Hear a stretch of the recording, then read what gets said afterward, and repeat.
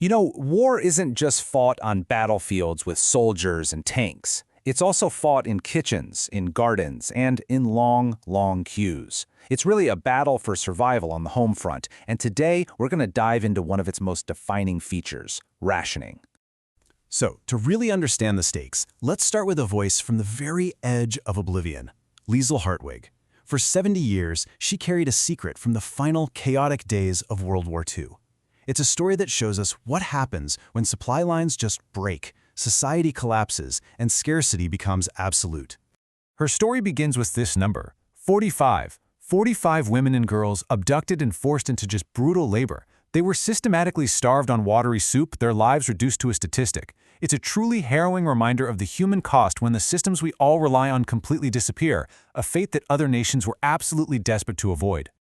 Liesl's story shows the absolute extreme, but how does an entire nation prevent that kind of collapse?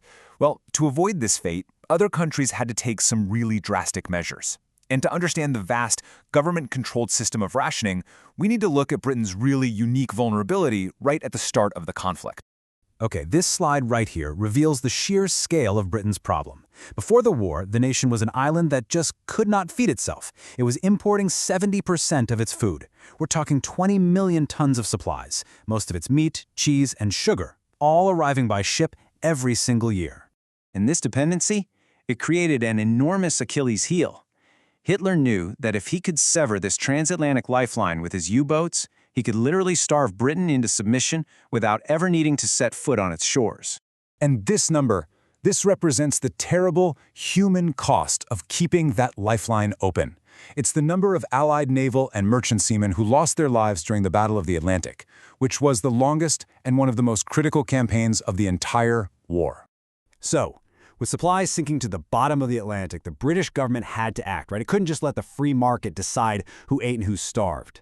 This reality led to one of the most ambitious systems of social control ever implemented in the country. The solution was rationing, a system of controlled distribution. Every man, woman, and child was issued a ration book, and it was filled with these little coupons. To buy essential goods, you had to register with specific shops and hand over the correct coupon along with your cash. And here is the stark reality of that system. Just take a look at this typical weekly allowance per person when supplies were at their absolute tightest.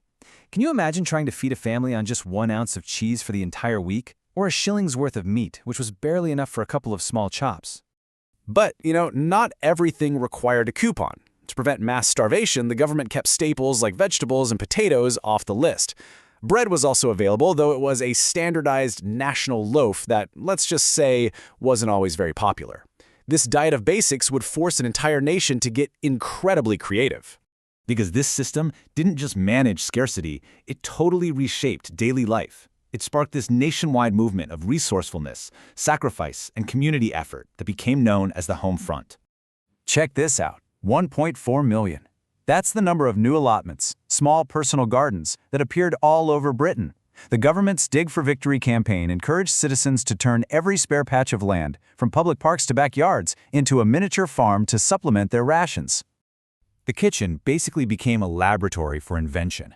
With so little to work with, home cooks became masters of illusion, finding all these clever ways to substitute ingredients. Carrots, since they were plentiful, were used to sweeten desserts, and powdered eggs from America became a household staple. And perhaps no dish better symbolizes this era than the Woolton pie. It was named after the Minister of Food, and it was a patriotic mix of whatever root vegetables were available, thickened up with oats and topped with a potato pastry. It was nutritious, it was filling, but its reception was mixed. This make-do and mend spirit went far beyond food. Clothing was rationed using a point system, which made new outfits a rare luxury.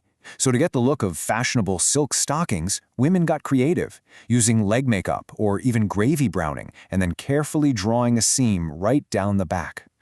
So, after years of this enforced austerity, what was the lasting impact? Well, the legacy of rationing is far more complex than you might think, with outcomes that were both tragic and surprisingly kind of beneficial. Paradoxically, while people felt like they were scraping by, the nation's health actually improved in some really key areas. Because the ration diet was balanced, low in sugar and fat, and distributed fairly, infant mortality actually fell and life expectancy increased. The shared, simple diet really leveled the nutritional playing field for everyone. But elsewhere, the story was tragically different. In post-war Japan, the devastation led to severe food shortages and a horrifying condition known as malnutrition dystrophia, a fatal syndrome caused by extreme energy and protein deficiencies. This is the number of people who died from that exact condition in Japan in 1947 alone.